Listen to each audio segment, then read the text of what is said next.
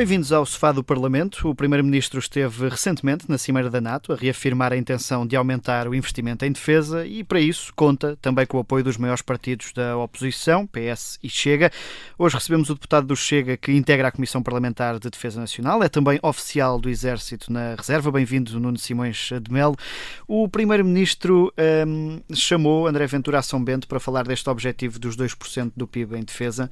O Chega impôs alguma condição para apoiar a antecipação do objetivo, ou esta matéria é mesmo uma prioridade para o país? Olá, boa tarde. Antes de mais nada, muito obrigado pelo convite. Como disse bem na introdução, os três maiores partidos do nosso espectro partidário estão alinhados na prioridade da NATO como arquitetura de defesa coletiva também da Europa. O que quer dizer que o Chega, obviamente como o segundo maior partido, está alinhado. Não há contrapartidas, mas há certezas da parte do Chega. O Chega concorda com o aumento do investimento na área da defesa. Aliás, estes 2% já estão atrasados, porque, de acordo com a Cimeira de Gales, deveriam os países da NATO ter atingido os 2% em 2024. O primeiro-ministro anterior, o Dr. António Costa, protelou para 2030, depois houve uma primeira antecipação de Luís Montenegro para 2029 e agora comprometeu-se com, ainda este ano, atingir os 2%. Pessoalmente, estou convencido que estes 2% vão ser atingidos este ano com contabilidade criativa.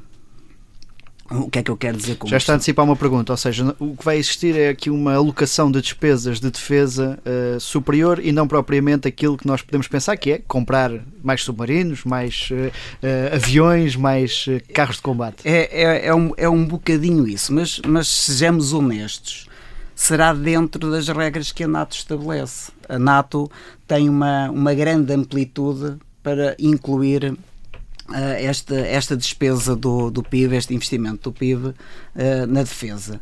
E o que vai acontecer é, estou em crer, haverá algumas despesas que estavam encaixadas em determinadas rúbricas que não tinham que ver concretamente com a defesa, que vão poder encaixar na defesa. Porque estamos a falar de mais de 1.000 milhões de euros no que estaria orçamentado para os 2%. Mas há uma coisa que o Chega, não tendo estabelecido contrapartidas ou regras, não deixa de pôr em cima da mesa, que é a qualidade de vida dos portugueses não pode ser deteriorada com o investimento na defesa. Há alguma garantia, por exemplo, que o Estado Social não seja afetado ou que haja necessidade de cortar despesas no Estado Social para garantir este investimento na defesa? Eu não sou o Primeiro-Ministro nem sou o Governo. Do que eu vou lendo das declarações do Sr. Primeiro-Ministro e do Sr. Ministro da Defesa, não estará em causa o Estado Social, o que quer que isso queira dizer. Mas o dinheiro tem que vir de algum lado. De onde vai vir? Eu estou convencido, como disse no início, que vai ser com contabilidade criativa. Simplesmente não vai haver um aumento real de investimento na defesa? Eu estou convencido que para 2025 não haverá diretamente investimento na defesa. Haverá certamente algumas orientações, e isso nós, Partido Chega, também esperamos, para que o investimento na defesa seja um investimento virtuoso. Há todo um conjunto da base tecnológica e industrial de defesa, de infraestruturas, e não só, mesmo de ligação à academia, através de investigação e desenvolvimento, que pode garantir depois um retorno desse investimento, além do retorno que é automático da própria segurança. O fim último dos Estados é garantir a segurança e o bem-estar dos seus cidadãos. A segurança quer dizer que é um bem. Se é um bem, também se tem que pagar. E quando falamos de segurança interna e falamos também da segurança externa mais ligada às Forças Armadas. Porque isto, a defesa, de facto, é muito mais abrangente. Quando falamos de defesa nacional, não é só o carro de combate, claro, ou o submarino, é muito mais do que isso. Mas penso que este ano, e respondendo, não haverá um grande investimento direto nas Forças Armadas, concretamente, e penso que o caminho terá que ser trilhado, e o Chega também aponta para aí, para investimento virtuoso na área da defesa. Não respondeu à minha pergunta. Onde é que se vai cortar para garantir esse aumento de investimento nos próximos anos? Está a falar... Não, a pergunta era para este ano. Para este ano estamos entendidos. Na sua opinião, vai ser a contabilidade criativa que vai garantir esse investimento a 2% e nos anos seguintes? Não sei, eu não sou de facto do governo e nós não podemos admitir que haja aumentos de impostos e que haja deterioração da qualidade de vida dos portugueses. Isto é uma regra de ouro, digamos assim, que nós temos em cima da mesa.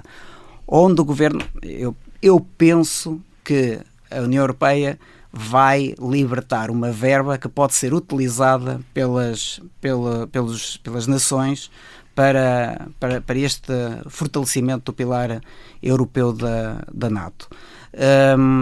Penso que aí poderá ser encontrada alguma verba. Depois o resto, vamos ver como é que o Governo irá apresentar às oposições o seu plano para esse investimento. Falou aí da forma virtuosa, o Primeiro-Ministro também já falou de que Portugal tem que aumentar o investimento de forma inteligente. Na opinião do Chega e na sua, o caminho é então pela questão da vertente tecnológica, do desenvolvimento tecnológico, produção de drones, por exemplo, é muito o que se tem falado. Uma coisa interessante, estávamos aqui há pouco a ver na televisão, a guerra da Ucrânia. A guerra da Ucrânia tem é de facto um caso de estudo, porque tem guerra do século XXI, mas também tem guerra do início do século XX. Nós vemos as trincheiras e vemos os drones e vemos quase a inteligência artificial, ou seja, há um mix que tem que ser garantido. Os ucranianos pedem F-16, pedem munições de artilharia, pedem munições ligeiras, quer dizer que há aqui um mix. Eu penso, de facto, que podemos aproveitar, Portugal pode aproveitar o investimento na defesa para melhorar alguns clusters ao nível da indústria. Temos o caso do avião, que nós temos 70% praticamente que o construímos, que é um exemplo, mas não pode ser só o avião, podemos arranjar outros clusters ligados, eu continuo a dizer ligados à academia, e agora deixe-me puxar um bocadinho ao Distrito da Guarda, para onde fui eleito, porque é que não se utiliza o despovoamento do interior para criar ninhos de empresas ligados aos institutos politécnicos ou às universidades do interior, para de alguma maneira atrair também pessoas qualificadas para as regiões do interior, porque a defesa também é combater o despovoamento. E tudo isto acaba por estar integrado. Deixe-me só voltar a uma questão que falámos há pouco ligeiramente, que é a força bruta, digamos assim. Ou seja, dentro deste aumento de investimento na defesa, sabemos que a Marinha tem pedido mais submarinos, que a Força Aérea quer avançar para os F-35, que o Exército quer modernizar carros de combate e renovar brigadas. Nada disso vai caber neste aumento de investimento? Ou seja, seria preciso muito mais do que aquilo que se tem estado a falar? Os cálculos que a Força Aérea concretamente tem para o F-35, só por si o orçamento de defesa não era suficiente para as necessidades. Teria que ser mais, mas também teria que ser a própria existência do militar. Nós temos umas forças armadas reduzidas em efetivos. Ao que parece, poderá ter havido uma alteração da tendência. Ainda é curto, ainda é cedo para dizer se houve alteração de tendência. Pelo menos estancou a queda de novas entradas. Pelo menos está diferente em relação ao ano anterior, mas pode ser um pico e depois tornarmos a ver uma tendência de descida. Temos que esperar para ter uma amostra que seja suficiente para poder garantir isso. Mas isso quer dizer que temos também que apostar nas carreiras dos militares, sejam eles do Exército, da Marinha, da Força Aérea, sejam os oficiais, sargentos ou praças, e mesmo dos funcionários civis que lá prestam serviço. Se calhar temos que pensar num mecanismo diferente para mais rapidamente podermos ir buscar efetivos em caso de necessidade. E isto também custa dinheiro, isto também é investimento. Tornar mais atrativa a carreira militar. Tornar muito mais atrativa a carreira militar, até também no pós. Nós temos no nosso programa eleitoral a promessa de lutar para pelo menos 85% do vencimento ser garantido na pensão da reforma, que neste momento um militar que entra agora no quadro permanente tem a certeza que irá ter na reforma menos de 50% do vencimento. Não é atrativo. Isto também implica investimento. Na base tecnológica industrial da defesa, há muitos caminhos que podem ser percorridos e aí sim podemos ter o tal investimento virtuoso, porque pode, inclusivamente, isto é quase uma bola de neve, pode inclusivamente fazer aumentar o PIB. E fazendo aumentar o PIB, há mais investimento em termos brutos, em termos absolutos, na defesa. Por isso, tudo isto é o tal ciclo virtuoso que estávamos a falar. Há pouco fugiu ligeiramente à minha pergunta relacionada com as contas. Deixe-me perguntar, nos próximos anos, o objetivo com que Portugal se comprometeu perante os parceiros da Aliança Atlântica é investir 3,5% do PIB em defesa. Nós temos arcabouço para fazer um investimento desta ordem de grandeza? Estamos a falar a 10 anos. Até 2035. Sim, estamos a falar a 10 anos. E o que ficou mais ou menos garantido entre os aliados é que seria 3,5% em investimento puro na defesa e mais 1,5% na tal flexibilidade que falei há pouco. Eu espero que tenhamos esse arcabouço, é bom sinal. É sinal que somos um país saudável, com uma economia forte, pujante, e em que a parte da indústria de defesa também tem o seu peso. Se me diz neste momento que vejo isso com muita esperança, não vejo com muita esperança, honestamente. Eu vejo crescimentos muito, muito reduzidos da nossa economia, não vejo este governo com uma visão reformista para o país e também não vejo o governo com uma visão reformista para as próprias Forças Armadas.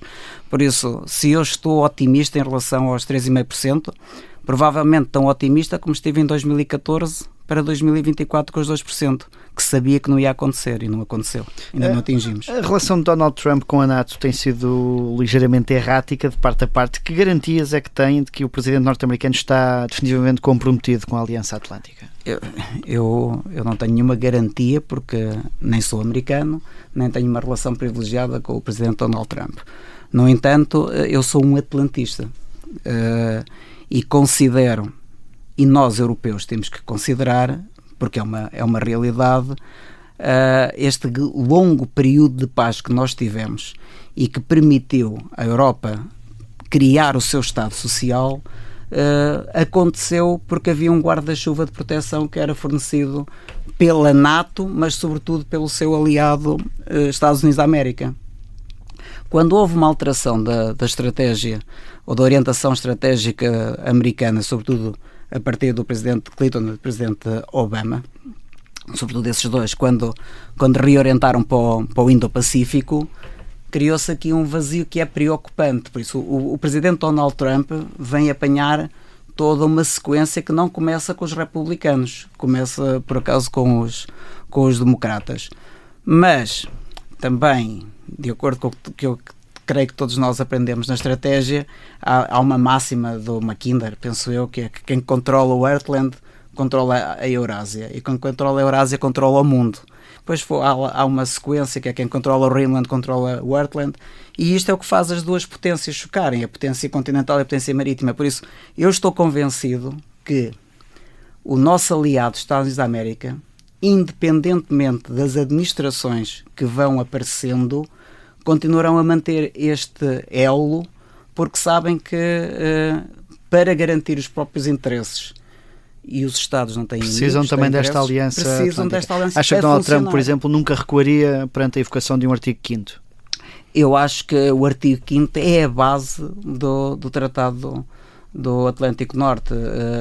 Eu creio que nenhum aliado se iria recusar a responder à chamada de um artigo 5º por outro aliado.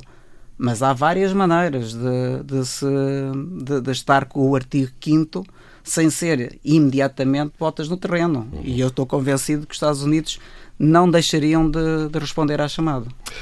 Vamos agora falar de presidenciais. O Major-General Isidro Moraes Pereira admitiu recentemente ao Observador que tem sido incentivado a avançar com uma candidatura à presidência da República. Vê com bons olhos esta candidatura? Pausa para beber um copo d'água. Isso não foi para pensar, foi para beber um copo d'água, está muito calor, como todos sabem. O Sr. General Isidro Moraes Pereira tem mais do que 35 anos de idade, é cidadão português, tem todo o direito de ser candidato à presidência da República, e é provável que no seu círculo de amigos e conhecidos, e até a partir do momento em que fica mais conhecido através dos seus comentários na televisão, possa ter existido alguma conversa nesse sentido. Por isso o Sr. General, se pretender candidatar-se, tem todo o direito de fazer, como qualquer português. Eu, por exemplo, ontem soube que o PCP irá apresentar o António Filipe. Tem todo o direito, como o Sr. General Isidro Moraes Pereira, para se candidatar. Mas seria um nome que podia ter o apoio do Chega? Caberia no perfil que o Chega vê para essa função? Vamos ver. O Chega irá apresentar a sua decisão acerca das candidaturas. Independentemente das pessoas, há um conjunto de características e de garantias que o Chega tem de ter do candidato, que é o candidato tem que estar completamente alinhado com as bandeiras principais do partido. O combate à corrupção, o combate à imigração ilegal, o combate à insegurança que nós sentimos. Isto tem que ser garantido pelo candidato que o Chega a apoiar. Mas não temos um nome. É uma característica... Como Chega em tempos chegou a ser falado a proximidade com Henrique Gouveia Melo, depois André Ventura veio excluir esse apoio. Se o perfil militar agrada ainda assim ao Chega? Não há perfil militar ou perfil civil. Há cidadão nacional que decide candidatar-se à presidência da República. Não podemos ter nem um ónus, nem a vantagem por ser de uma determinada profissão. Não é por ser militar que tem o carimbo do Chega, nem é por ser economista que eventualmente tem de um outro partido qualquer. Não, o candidato tem um conjunto de ideias que estão de acordo com as bandeiras do Chega, então é um candidato que pode ser apoiado pelo Chega. Não pode. Há alguma conversa agendada, marcada com o pré-candidato Isidro Moraes Pereira? Eu não faço parte da direção do partido, honestamente não sei. Eu sou um militante de base, por acaso sou deputado na Assembleia da República e sou o coordenador na Comissão Parlamentar de Defesa. Por isso não faço ideia se há ou não alguma conversa pré-agendada. Ainda só para terminar esta questão das candidaturas presidenciais, Henrique Gouveia Melo é o favorito nesta altura? Esse perfil, eu já disse que não existe perfil militar, mas este perfil de um militar está a colher junto dos portugueses? Favorito para os portugueses. Eu só posso dar uma percepção pessoal, e é meramente pessoal. Eu estou convencido que o almirante Gouveia e Melo colhe alguma preferência nesta fase. Não sei se a vai manter ao longo de toda a campanha e inclusivamente no caso de haver uma segunda volta, porque uma das coisas que eu aprendi desde que estou agora na política há tão pouco tempo é que os dias na política são muito rápidos e são muito imprevisíveis. O que hoje é uma certeza, amanhã pode não ser. Por isso, as sondagens em relação aos candidatos tivemos... Não é um candidato imbatível? Não, eu creio que nunca há candidatos imbatíveis. A certa altura, eu sou do tempo daquelas famosas presidenciais de Mário Soares e Freitas do Amaral. E lembro perfeitamente do Freitas do Amaral ganhar com 49% a primeira volta e perdeu depois na segunda volta. Por isso, candidatos imbatíveis não há. Candidatos vencedores à partida também não há. Nuno Simões de Melo, nós temos aqui uma última pergunta que chamamos Defesa da Honra. Cada palavra para que efeito? Para a defesa da honra, Sr. Presidente. Neste caso é sobre a preponderância de André Ventura. No caso das presidenciais, Ventura já disse que é muito difícil ser candidato.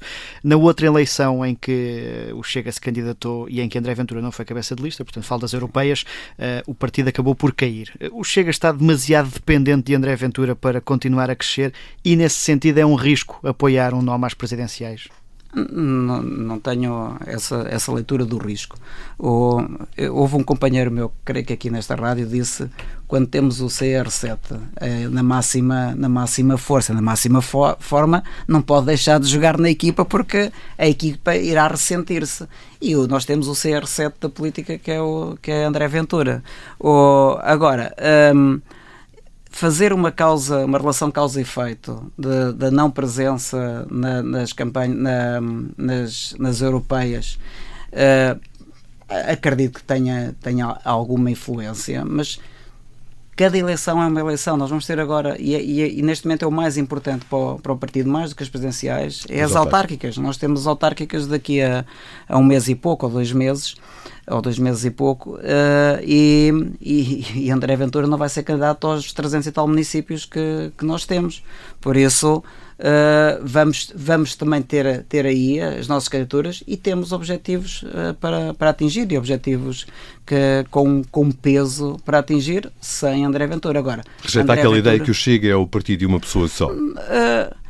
Será muito injusto para 1.450.000 portugueses, não é? Então, se há 1.450.000 portugueses a votar no Chega, quer dizer que já há pelo menos 1.450.000 que simpatizam com o Chega. Não pode ser um partido de um homem só. Somos um partido que já tem 60 deputados. Obviamente que temos, e eu penso que, independentemente das cores partidárias e das simpatias, eu penso que não há dúvida nenhuma quem é que é o político mais carismático e o político que será o nosso melhor tribuno na Assembleia da República. E, no meu ponto de vista, eu penso que será mais ou menos geral, é André Ventura. E temos a sorte de ser o nosso presidente. Mas, com isso dizer que é um partido de um homem só, seria injusto para 1.450.000 portugueses. Dona Simões de Melo, obrigado pela disponibilidade para vir até ao Sofá do Parlamento. Eu sou Miguel Viterbo Dias, comigo esteve também o Miguel Videira. O Sofá do Parlamento está de regresso na próxima semana.